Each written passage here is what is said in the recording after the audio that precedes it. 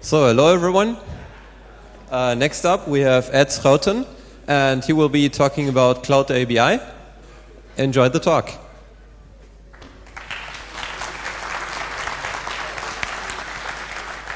So hi there, good afternoon. So my name is Ed Schouten. I'm an open source enthusiast from the Netherlands, and today I'm going to talk about how I've been sort of spending my time for the last two and a half years. So first I'll give a sort of a short bio of who I am. I started using open source software back in 2003. That was the year I started studying in Eindhoven, and there was a Unix users group at my university, and at the Unix users group was the only place where they had free Wi-Fi back then. So that was sort of a reason for me to become a member of the Unix users group. But soon I discovered that the free Wi-Fi wasn't everything, and I actually became interested in all of the hardware that they had on display over there. So that sort of got me dragged into hacking on open source software. So what's actually pretty awesome is back in 2004, so that was the first year of my studies, I actually attended FOSDEM. And I counted around a bit, and I realized that this is the 12th time I'm actually attending FOSDEM. So still the conference is all the same. They still have the same stick breads as they had 12 years ago. So yeah, it's a pretty nice conference. So after hacking on open source software for a couple of years, I started using FreeBSD as my primary operating system on my systems. And I became really interested in how it worked under the hood, vimming all of the source code that was stored under user source. Together with a guy from my studies, we actually even ported FreeBSD over to the Xbox One at one point in time, which was a pretty fun project. So in 2008, after sending in enough patches, filling up the bug tracker at the FreeBSD often enough, I was awarded with a SVN account back then, or CVS even still. One of the first BSD conferences I attended was BSDCan 2008 in Canada. And one of the speakers back then at the conference was Chris Latner. And maybe you've heard that name in the news last week or 2 weeks ago. He's actually one of the founders of the LVM project. And nowadays he's some kind of compiler tech lead at Tesla, I think. And he gave a really good talk about LVM Clang, the C++ compiler. So that really got me motivated on taking a look at that compiler as well. So one of the larger things I'd been working on back then was sort of integrating LVM Clang into the FreeBSD operating system, which is sort of the de facto standard compiler today, at least in FreeBSD. So enough about FreeBSD and LVM. I'm not really going to talk a lot about those projects today. I'm actually going to talk about what I've been up to since 2014.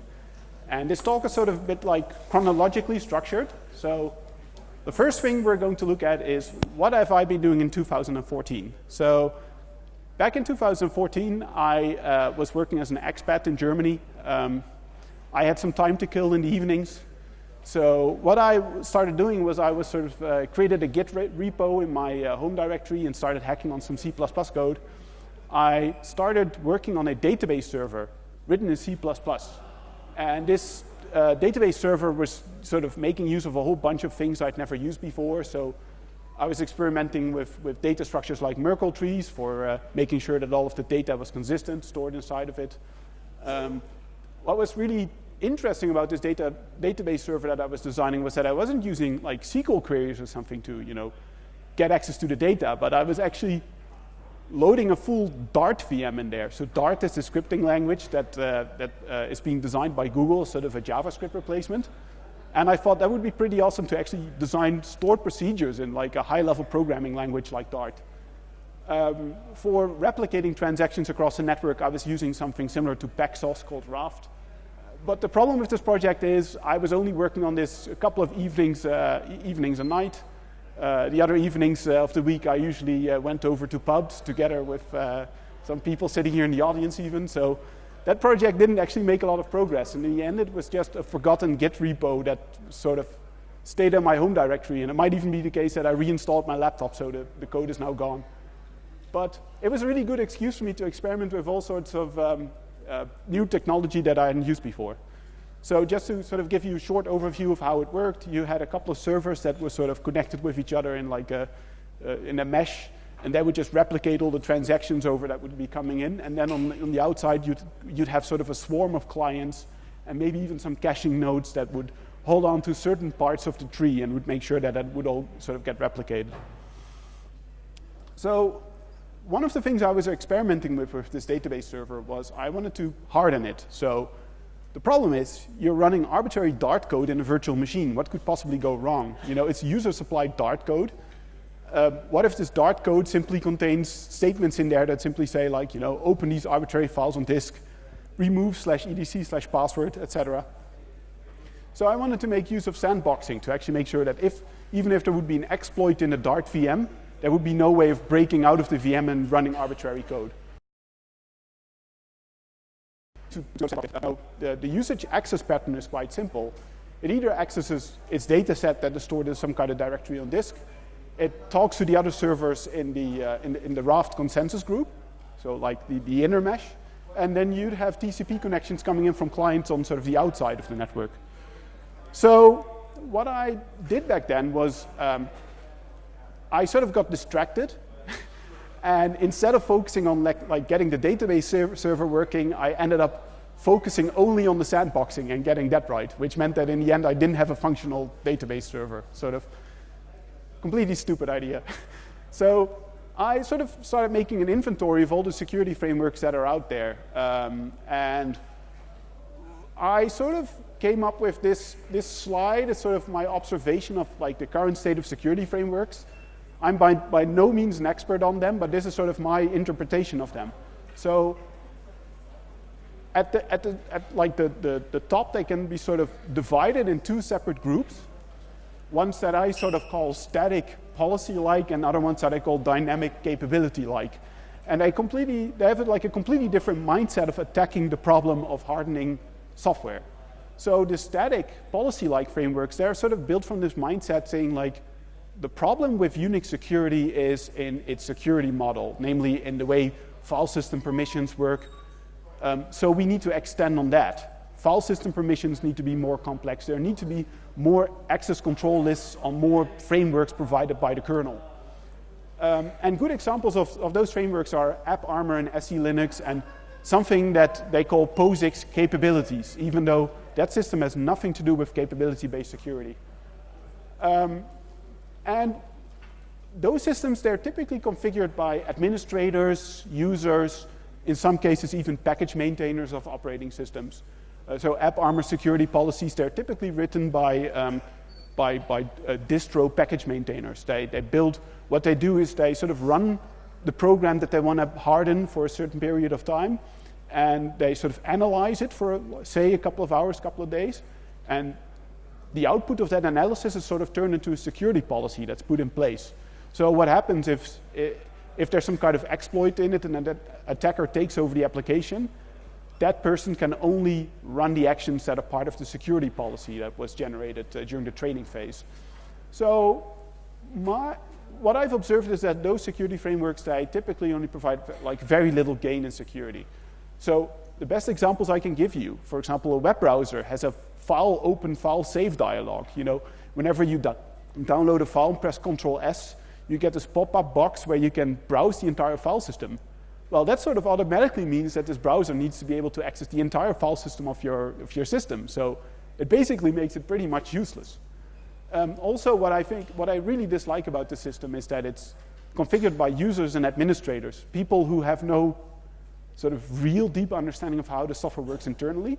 And we sort of expect those people to come up with security policies to make the software secure. Like, the software developer doesn't even care about it, sort of throws the code over the fence, and then other people have to clean up afterwards and make it more secure.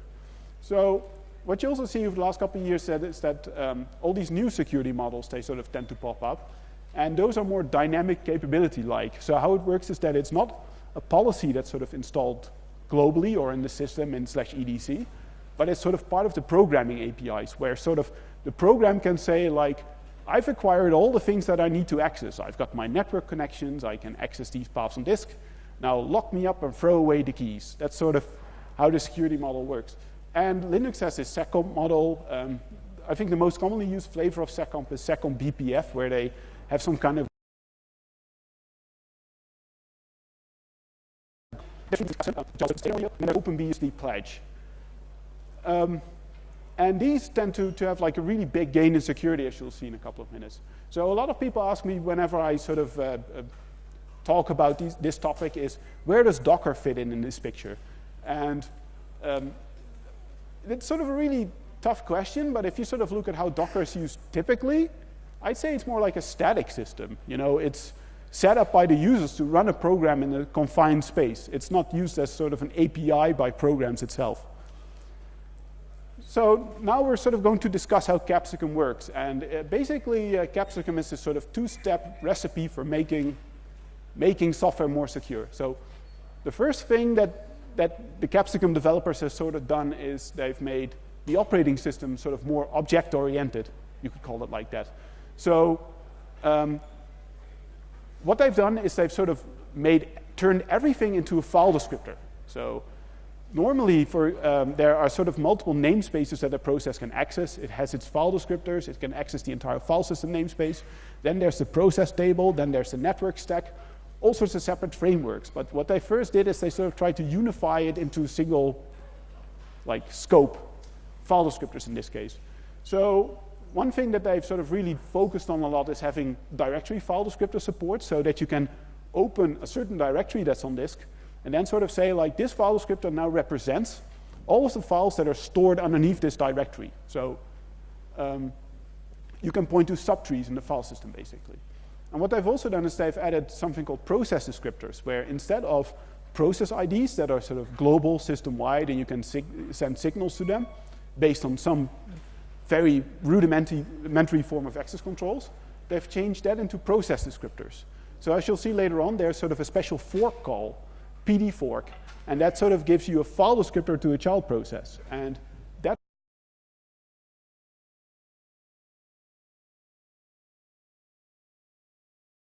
you can't read or write over it, but it sort of acts as a handle, giving you ownership of that process on the other side. And if you close it, you sort of lose that process. And in practice, that means that that process gets killed and shut down. So the second step that they've sort of done with Capsicum is sort of, now that the operating system is more object-oriented, let's actually let those objects determine what the process can do. So a process can actually give up rights. It can say, I never need to access this certain resource anymore, by simply calling close on the file descriptor, and it's gone. Privilege separation. So say if you have this huge program and you want to divide it into multiple sub-processes that all have their sort of separate rights, that's called privilege separation. That's something that you can really easily implement by this model. You can simply fork the process into two processes. One process closes one half of the file descriptor and the other one closes the other half. And then you've really separated the privileges of the process. Another very nifty feature of Unix-based operating systems that a lot of people are unaware of is that you can actually pass file descriptors to other processes. So if you create a Unix socket between two processes, you can use this special message type called SCM writes, where you basically say, I've got this array of file descriptors, now push it through the socket and pop it up on the other side. And if the other side receives those file descriptors, it sort of duplicates them into a different process. So that's also a really nifty trick, where you can sort of say, like, I've got access to this directory, and now I need this other running process to write some stuff into it. Well, just push it through a socket, and it comes out on the other side. And what you see as a result of this model is that Unix user group credentials, they become less important. So if you're using Capsicum, even if you run a process as root, it doesn't really matter anymore, because the rights that that process has are largely now determined by the set of file descriptors that it owns. So how does Capsicum work in practice? First of all, process starts up like your ordinary Unix process. You can just run it from the command line or from like an init script. At some point in time, the process calls the cap enter system call, and that sort of locks up the process. It switches the process over into something called capabilities mode. And when you do that, a lot of things are suddenly forbidden. So you can no longer open files by arbitrary file names. You can no longer bind to arbitrary IP addresses and port numbers. You can no longer connect to arbitrary hosts in the network.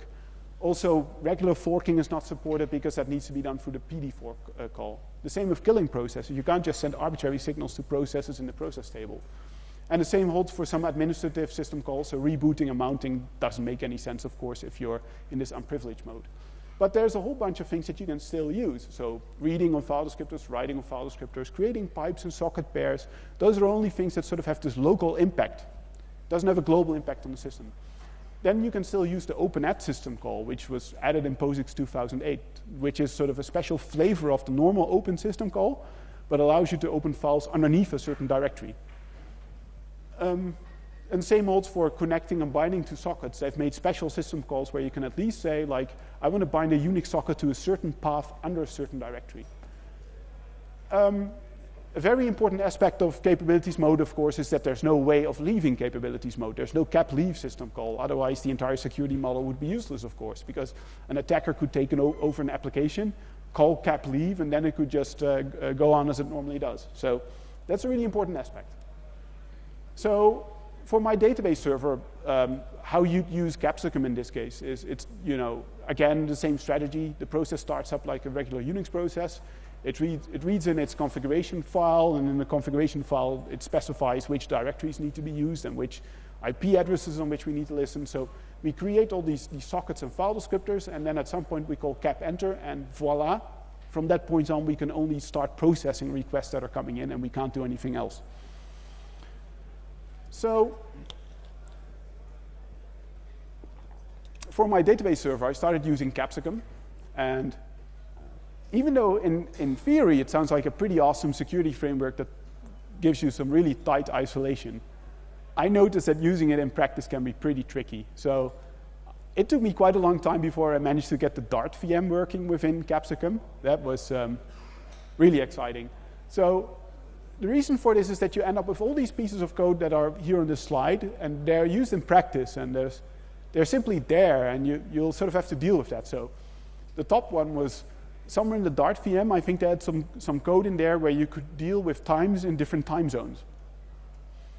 And if you sort of look and see how you convert times to a certain time in a time zone, you have to use the following sequence. So first you change an environment variable called TZ.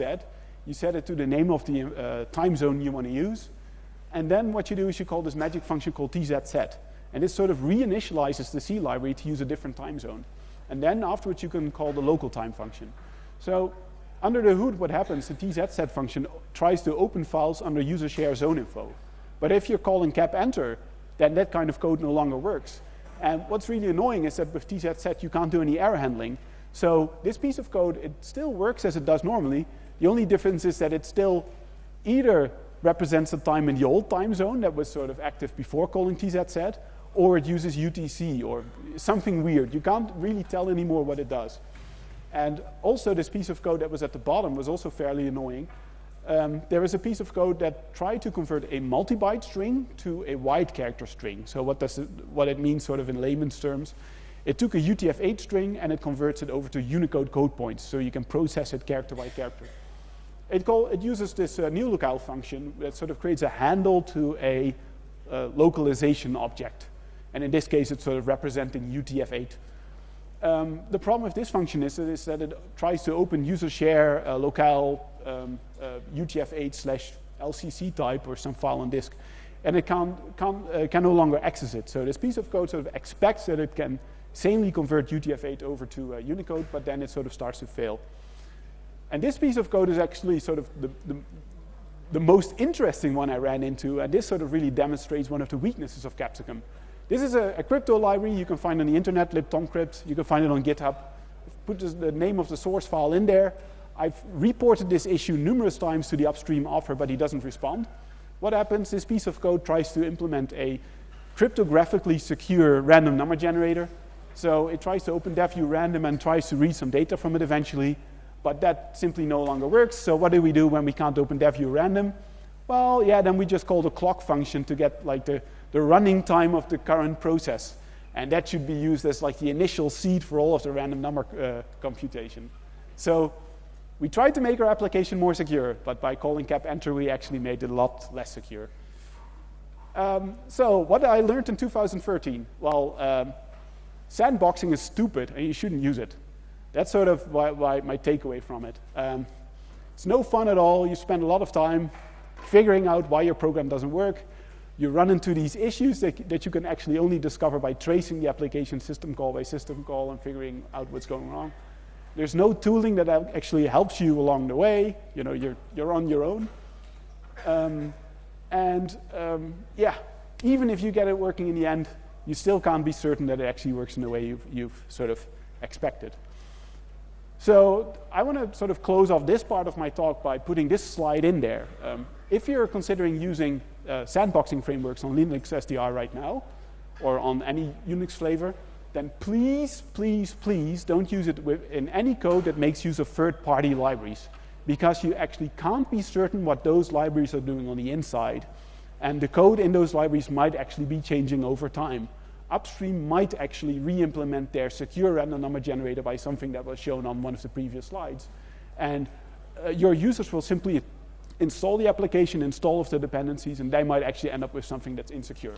So this is the reason why sandboxing frameworks work well for Google Chrome browser tabs. They make use of seccomp.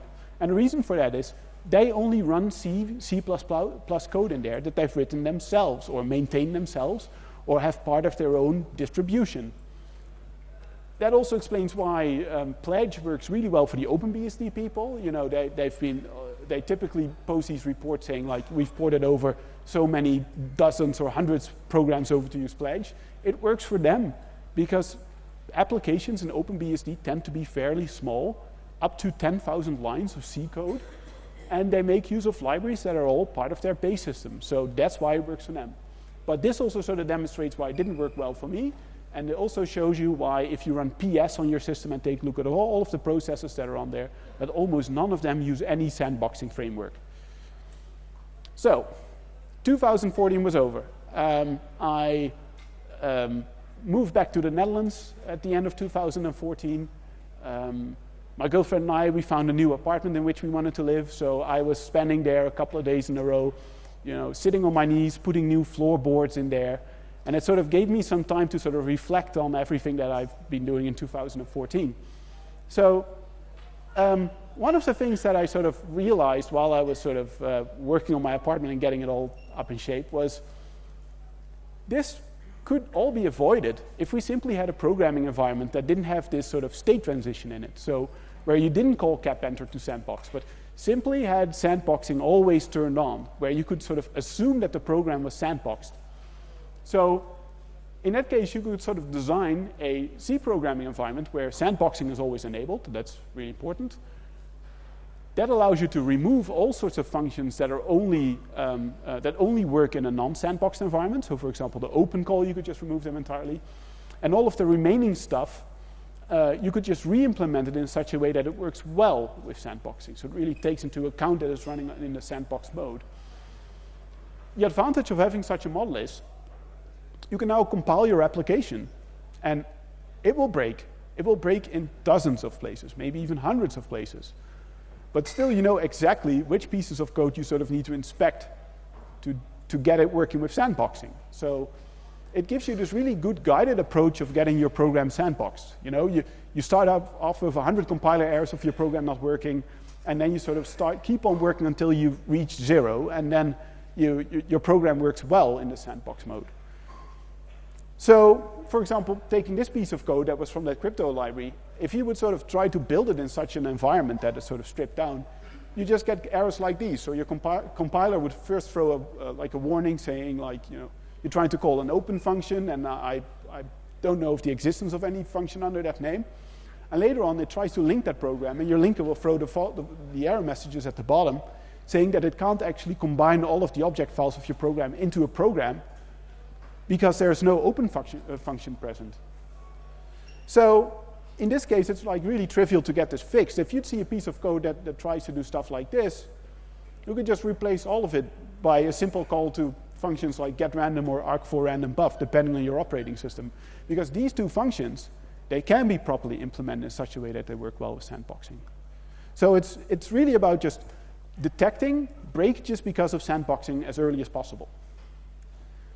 So what I did then is after I was finished decorating the apartment, opened up my laptop, started hacking again. I went to the page of the POSIX specification. which you can just freely access under this really annoying URL, so I can't expect you to memorize the numbers at the end. But you can just get this huge list of all of the functions that are part of the specification, and it's like hundreds of functions. And what I sort of started doing was sort of redacting it. So just taking the list and removing everything off it that I thought was either sort of ancient cruft that you shouldn't be using anyway, or stuff that you should only make sense in a non-sandboxed environment, or stuff that only makes sense in this privileged environment. And also added a couple of extensions on top, things that Linux has and BSD has, but it's not part of the POSIX specification. It's a bit sad that that's the case, because in my opinion, the POSIX spec could do a lot better job at sort of catching up with what's being used in practice. And I ended up with this list that was sort of remarkably small.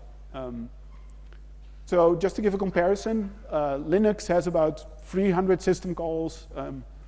FreeBSD has a bit more, I think 400, around the ballpark. And this environment that I sort of came up with looking at this list, would only give me sort of an operating system that it would only have 60 system calls in them. So that's tiny. Also, the number of data structures that was being used was really compact. So the programming interface for this environment against the operating system was just tiny compared to normal Unix flavors. So what I thought then was, if it's so tiny, wouldn't it make sense to sort of come up with like a formal specification? Yeah. So this is basically what CloudABI is. It's nothing more than a specification of a compact Unix. And it's stored in this nicely formatted text file. Maurice wrote a lot of nice code to actually process that file and turn it into bindings. So it allows you to create C header files, system call tables, and even documentation. And those C header files and system call tables, those are sort of can be copied into source trees of operating systems to provide support. So those bindings are really low level. You shouldn't be using them in practice. This is really all sort of machine-generated APIs. So instead of calling printf, you'd end up with snippets that look like this. But it can be used as sort of a basis for building other things on top. So if you want to build CloudABI programs, you can simply install those header files on your system and use a copy of Clang, should be a pretty recent one, 3.8 or later, and call that in the right way to target CloudABI. If you just make sure that you symlink it under the right names and invoke the compiler through those symlinks, then Clang is smart enough to figure out that it should be a cross-compiler. So what I've also been working on is a C library called CloudLibC. I'm really bad at naming things. And it's basically just a compact C library built on top of CloudABI. It implements all of the relevant stuff from POSIX and ISO-C. And compared to normal C libraries, it's sort of different. Instead of relying all of the files stored in user share zone info, it has all of those data sets built in. So that means that it still works well in sandboxed applications. There's also a large testing coverage of more than 900 tests right now. And it works fairly reliably. So here's a list of software I've already ported over to CloudABI. Looking at the time, I had a couple of projects sort of like bold over there that I wanted to look into and sort of show the patches to see how those have been ported over. But I'll keep that as an exercise left to the reader. So what's been ported over, there's sort of a huge variety of things. So it ranges from crypto libraries. Already the start of some GUI libraries have been ported over, FreeType for font rendering and Cairo for canvas rendering. Some database-related projects, so LevelDB, Memcached. And what I'm pretty excited about is that we've also ported over Python 3 recently. So at the end of my talk, you'll get a link to my blog, and there's an article on there on how you can actually run a sandboxed copy of Python even in there. We're also working on getting Django ported over. We can already run some really simple Django-based projects, but there's still a lot of work that needs to be done to sort of make all of it work. I think even templating is sort of still somewhat broken in there and needs some more Python gurus to sort of get working. So what we've done is all of that software that's been ported over has also been sort of pre-packaged. So what we've done is we've created this repository of recipes of how software for CloudABI can be built. One of the things that I really dislike about package collections is that every package collection nowadays has its own package manager. So if you're using Python, then you have to call pip to upgrade all of the software that you've installed through that mechanism. Same with CPAN, CTAN, etc. So what we're doing is we're going in this different direction where we're actually generating packages for different operating systems. So we're creating Debian packages, RPMs, even packages for Homebrew on macOS. And you can install them by simply running sort of the native package manager on your system. It's also really nice because the package names have the architecture in them. You can install multiple copies of them for different architectures.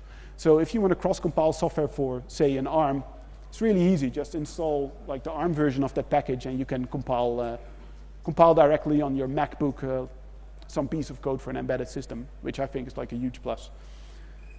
Running CloudABI software, there's a bunch of operating systems that support it by now, or for which we provide ways of running it on there. So FreeBSD 11 and later have all of the support integrated. Linux, NetBSD, we have patch sets available for those as well. There's also an emulator available that allows you to run CloudABI programs on unpatched operating systems. So this is what I'm using on my MacBook. I can't expect people here in the audience to recompile the kernel of their MacBook. So there's a simple emulator out there that can at least be used to run CloudABI software. Unfortunately, it doesn't enforce any of the sandboxing under the hood. So if you would write a piece of inline assembly in your code that sort of tries to call a macOS system call directly, instead of going through the emulator, you can bypass security. But it's sort of good enough for testing software before you deploy it over to your Linux or BSD cluster. So running CloudABI software, this is a very simple copy of ls that I've sort of added to the slide. So instead of just reading the directory listing from a directory which you specify in a command line, it simply assumes that a file descriptor, in this case, file descriptor 0 corresponds to a directory, and file descriptor 1 corresponds to your terminal. So if you want to run this, you end up doing this. You end up building it and running it like this. So it's a bit nasty. You sort of pass /etc over on standard in, and voila, you've got a copy of ls that can only access a directory and access your terminal, and that's it. So this works, but it doesn't really scale. Think of the following use case. You've got a web server that can listen on 10 IP addresses and has 40 different virtual hosts, and for all of those, you need one file descriptor. Passing this in on the command line doesn't make any sense at all. It's a mess. So I've been working on an alternative for that called CloudABI-run. And what you basically do is you just invoke it like this. You say, I want to run this executable, and I want to provide it a configuration file of how it needs to be started. And this configuration file is sort of a replacement for command line arguments, and it's sort of YAML-like. And where it differs from YAML, or extends on YAML, is that it's actually, it has file descriptors as a native data type. So consider this simple web server for which you're writing a configuration file. Normally, you'd write something down like this, where you say it needs to listen on this IP address and needs to access these files on disk. With CloudABI-run, you sort of add annotations to them where you say, like, this is not a string of some kind of IP address. This really needs to be a socket on which we want to listen. And that's what you do with those exclamation tags that you see in there. That's sort of a standard feature of YAML where you can introduce typing information into the definitions. So what happens is this file sort of gets parsed and gets converted by CloudABI-run into this format, namely where all of the files, all the resources are replaced by file descriptor numbers, and this is being passed on to the program. There's also an API for accessing those files from within the program, of course. So instead of using the init main entry point, you now use an alternative entry point called program main, where you have some accessor functions for iterating over maps and dictionaries. Oh, sorry, maps and sequences, and you also have functions for accessing booleans, integers, strings, file descriptors. So what's the advantage of using CloudABI-run? You now have a unified configuration file format. There's no need to write your own configuration file parsers. Programs tend to become smaller as a result of using this. And there's also no way of actually accidentally leaking resources into a program. What's really awesome about this mechanism is you can just, as long as you make sure that you're not using any exclamation mark tags for things that you don't want to give away to a process, you can run stuff that you don't even trust. So you can sort of say, like, I'm providing in two file descriptors, one of my standard in on the terminal, and one of a standard out on the terminal as well. And then the process can only read and write to a terminal and can't do anything else. And that's sort of really ensured by using this utility, that there's no accidental leakage of stuff. Another really cool thing of this mechanism is that it makes programs really easy to test. So because you know what a program is going to access. You also know that it can't actually interfere with your production setup, for example. So if you have a production and a staging setup, you only need to sort of check the configuration file to make sure that you don't list file descriptors that correspond to servers or data sets belong to the production setup. And then you can safely run your process knowing that it won't interfere. So what have I shown you so far in this presentation? I've been talking about the CloudABI project that I've been working on with a bunch of other people. And it's a framework for building testable and secure programs. And it consists of a couple of components, namely the raw definitions of the ABI, the C library that's built on top of that, the package collection for pre-packaged programs, and the CloudABI run utility that can be used to safely spawn those sandbox processes.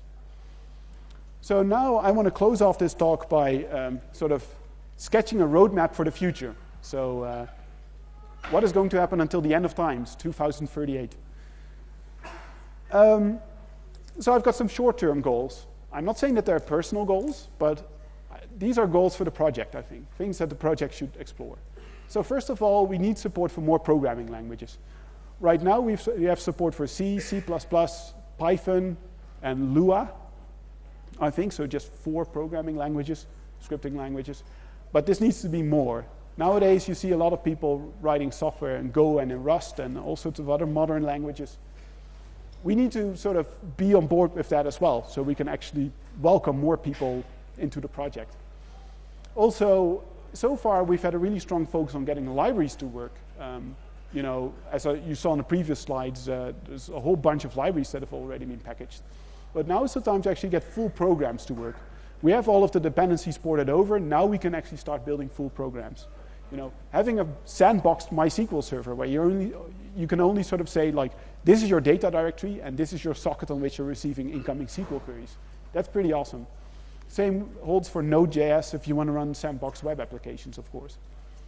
Linux support, right now it's an external repository. This needs to be integrated, period. Or at least the things that we can get rid of need to be upstreamed into the official Linux kernel. So in the end, all of CloudABI support is nothing more than a simple kernel module that you can load into a stock Linux kernel. And of course, there's always the need to improve the documentation, always. And I already have a couple of how-tos on like the CloudABI blog, but we really need to extend on that. There needs to be good developer documentation as well. Long-term goal for the project. So a lot of people, they sort of say to me, like, CloudABI is the stupidest name I've ever heard. It doesn't make any sense. The reason for that is that I often also have to show this slide, sort of explaining the sort of original mindset I had for the project. So CloudABI is a way where you can do dependency injection for Unix programs. And what would happen if you could actually make use of that as part of some kind of cluster management system? So say you want to deploy a pipeline of database servers, web front ends, batch jobs, all of that stuff, and you'd make use of this model. Then you could actually design some pretty fancy stuff. So first of all, you could build some kind of GUI where you could drag and drop programs on a canvas and hook them up through like arrows, say like, this is a web front end, it needs to talk to this database server. You could just click a play button and it would automatically set it up. It would know how to sort of connect all of those programs together. You could also even have like monitoring dashboards based on this concept where, the cluster management system knows the relationship between programs, so it can actually give you accurate monitoring for that. Also, a very interesting aspect is that this kind of mechanism could be used for like setting up the connections between those processes securely. So if it knows that it's going to start up two processes on the same server, it doesn't even need to care about cryptography because it's already sort of secured. Nobody can eavesdrop on those kinds of connections. But if it's starting those 2 processes in different data centers, then the cluster management system could be responsible for creating the keys, sending them over to the 2 servers running the processes. And the server could then automatically set up a secure channel between those 2 processes, which simplifies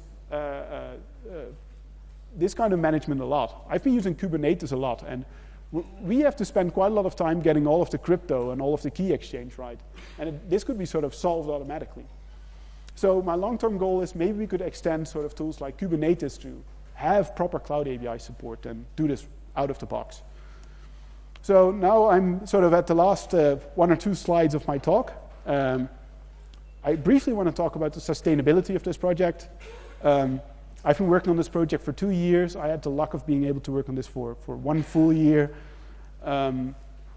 Unfortunately, because there is sort of no full-time headcount on this project anymore, the things that I've sort of shown on the previous slide are actually sort of infeasible at this moment.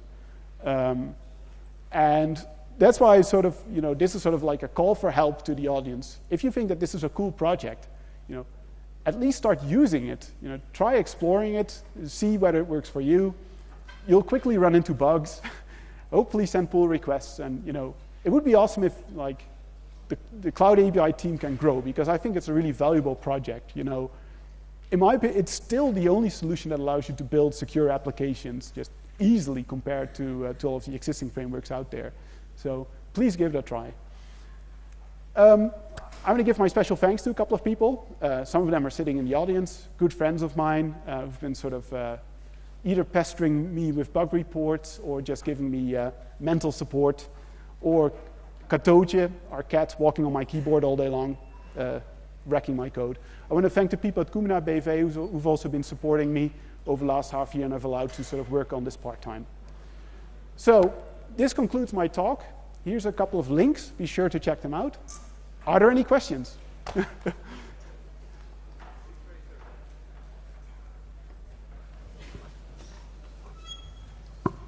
So thank you for doing this, because it's really important that we finally get a secure Linux and open source and free software kernel. And my question is, first of all, the problems that you noted were all more or less to do with the VFS. And you basically say you don't have a root VFS, you can't do open. Why don't you do something like a chroot and then bind in the appropriate global state that is benign? And my second question is that you talk about the save issue with Firefox. Why don't you have something like a power box? Or have you thought about how to do a power box? So to answer your first question, which was why don't you sort of have a way of organizing the file system layout? So what I've noticed is that this is basically also the mindset that operating systems like Plan 9 have been using. Have proper APIs where processes can sort of create layouts of their own file system namespaces. Everything is done in a file system namespace. But my observation is that it sort of quickly gets messy and bloaty, because so in the case of a file system, what you can do is you can sort of pass it on to new processes, to child processes, to helper processes. But what you'll see in practice is that nobody will bother to sort of clean those up. So then you sort of end up in a state where you have like a bunch of sort of privileged separated processes, but in the end they still make use of this bloaty file system namespace where there's a lot of stuff in there that processes don't need to access. So basically how this differs from what you propose, how Cloud ABI differs, is that it's a file descriptor namespace. It's a flat namespace. And my hope is, compared to using a file, like a tree-based namespace, is that this will not leak as quickly. That people are a bit more thoughtful about this. Well, maybe it's a bit overly optimistic, but we'll see. To answer your second question, so like the example I gave with the browser, I mean, it's just like a simple example that could like be substituted for any different application. So, for example, your text editor has the same issue, of course. When you're running Vim, it can also access a lot of things in the meantime that shouldn't be accessible. And yeah, that could be solved by making use of different sort of helper tools. But the nice thing about this approach is that it actually enforces the use of a mechanism like that. It's not about just that I've got like a whole solution for that in place already set up. But the idea behind Cloud ABI is to come up with an environment that sort of forces people to design applications in this sort of privileged, separated way. That's sort of, trying to solve it at the root and not at the top. That's what the Cloud ABI project is about. Did that answer your questions? Are there any other questions?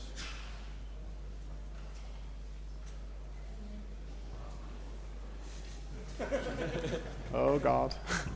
Are you aware of E? And so they have a mechanism called VATS, and that more or less does exactly what you're talking about with respect to automatically creating secure channels between multiple computers over the network and doing consistency things.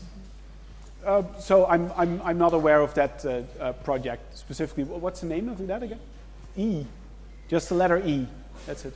Okay, I'll look into that then. Yeah.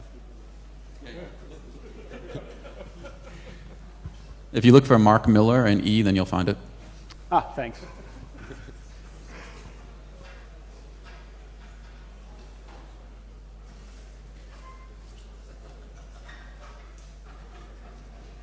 Well, then, if nobody else has questions, then thanks for attending my talk. Later today, there's going to be a talk in the BSD dev room where I sort of go into more details on the kernel side of how all of this works. Well, I guess not all of you should be showing up because the room is a lot smaller than this one.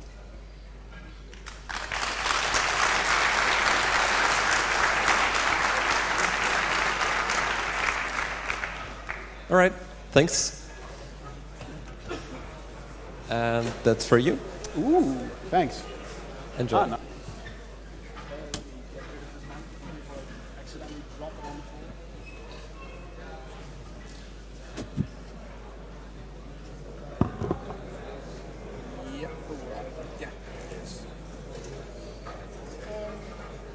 Yeah, so the charger was mine, not the old speaker. What did you say the second step was? More about the kernel side. Yeah. So I'm going to discuss how it sort of works in FreeBSD, how the kernel enforces its sandbox. No, because the point is, I originally sort of wanted to give just one talk, but because I wasn't sure I would get into the main track, I also had a backup plan where I did the same submission for the BSD. But then both got accepted. So you had to change the BSD. Yeah, so I said, one is sufficient. But I thought one talk would be sufficient, but then they forced me to give the second talk as well. Yeah, it's exciting to hear about the project. It's in the BSD demo. So I'll be it will be non-stop streaming and sort of showing how it works in the kernel. How freeBSD is capable of running. It's fine. Okay. We don't need to change about it. Yeah, it's different. There's no. I think it's a very good direction. Yeah, I mean, it's also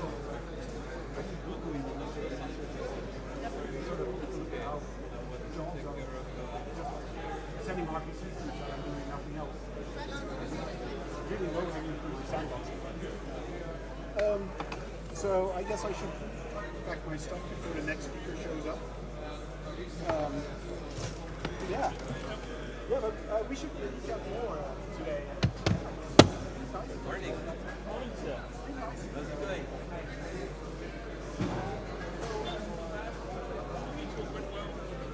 Now I have the big one. Red soap or red? Red stuff. I do that. Oh yes, the connector thingy. Do you have EGA out? I do. Awesome. I read the email. Excellent. We do have this converter, just in case. I got everything and I tested it all with.